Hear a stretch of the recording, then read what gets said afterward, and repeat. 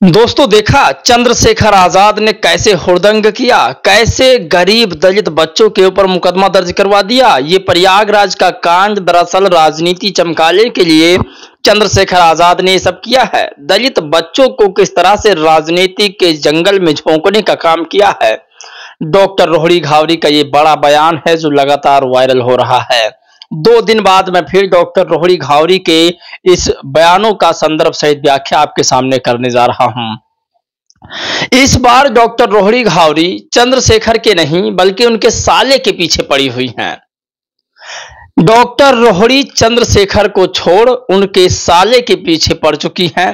क्या है पूरा मामला, पूरी सच्चाई क्या है, इस वीडियो में हम जानेंगे। नमस्कार दोस्तों, मेरा नाम पराग है और आप सभी का एक बार फिर मैं बहुत बहुत स्वागत करता हूं राजनीतिक चौपाल देसी पीएसबी ब्लॉग के साझा वीडियो में। आज ये सबसे बड़ी खबर है कि मायावती जी डॉक्टर रोहड़ी के ऊपर से अपना हाथ हटा रही हैं। दरअसल चंद्रशेखर आजाद को लेकर के डॉक्टर रोहड़ी घावरी ने एक्स पर एक पोस्ट किया था कि चंद्रशेखर आजाद से ज्यादा स्मार्ट, ज्यादा हैंडसम आकाश आनंद हैं, चंद्रशेखर से बेहतर ज्यादा मायावती जी हैं।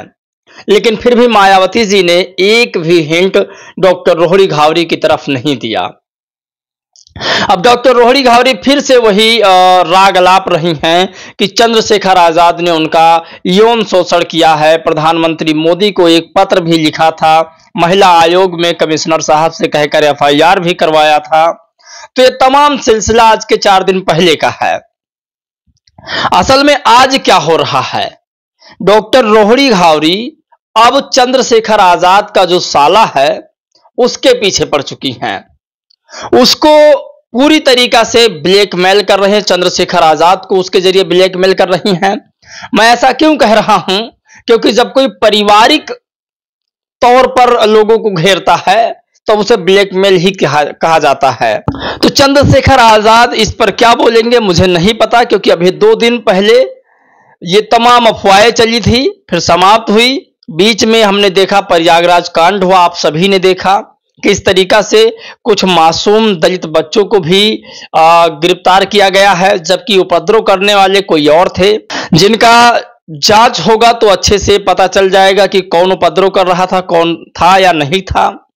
तो यह भी जांच का एक विषय था। लेकिन जिस तरीका से यूपी पुलिस ने एक साथ भेड़ बकरियों को उठा करके जेल में डाल दिया, जो भीम आर्मी के लोग थे, जो गलती किए उनको भी, जो नहीं गलती किया उनको भी उठा करके जेल में डाल दिया।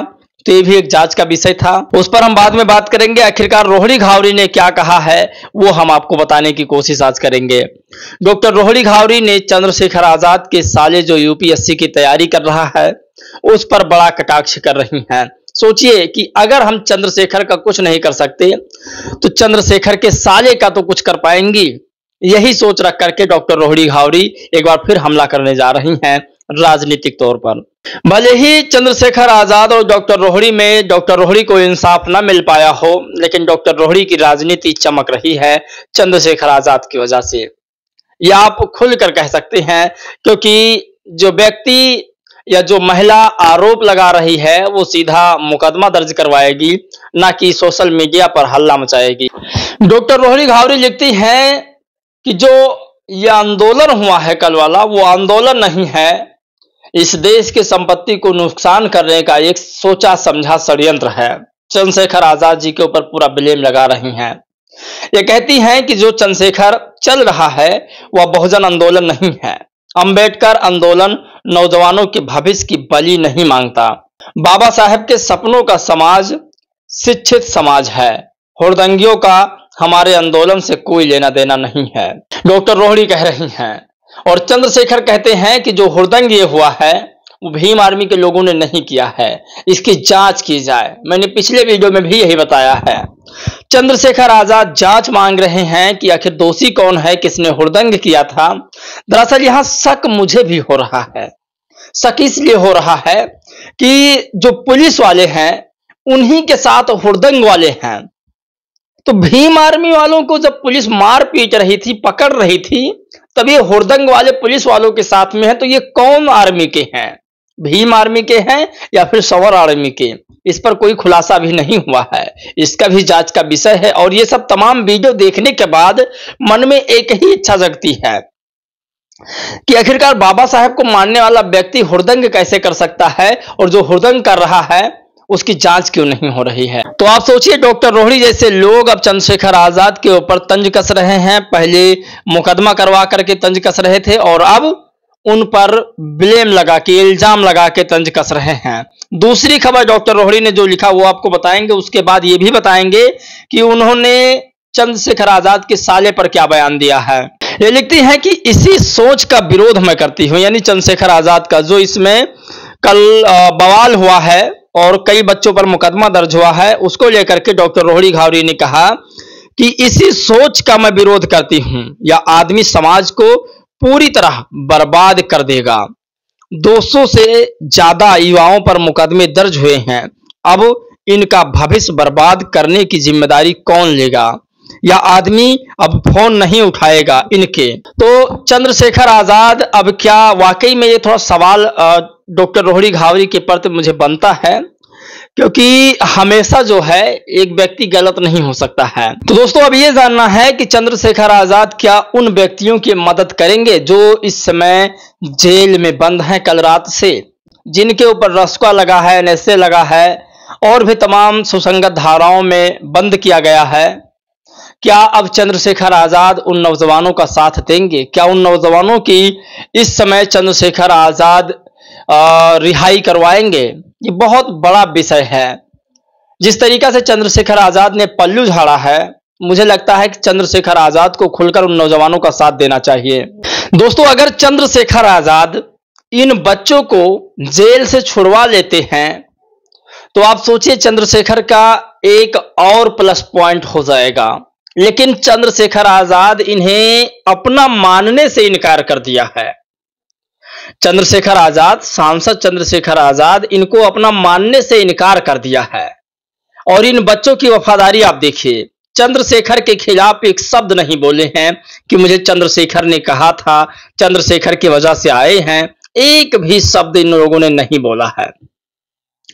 तो मैं फिर कहूंगा कि जिस तरीका से कुछ दिन पहले रामजीलाल सुमन पर RSS वाले और करौड़ी सेना वालों ने आगरा में मारने पीटने की धमकी दिया था, वहां हुड़दंग किया था, तलवारबाजी किया था, उनको नहीं पकड़ा गया है, तो इनकी भी जमानत होनी चाहिए।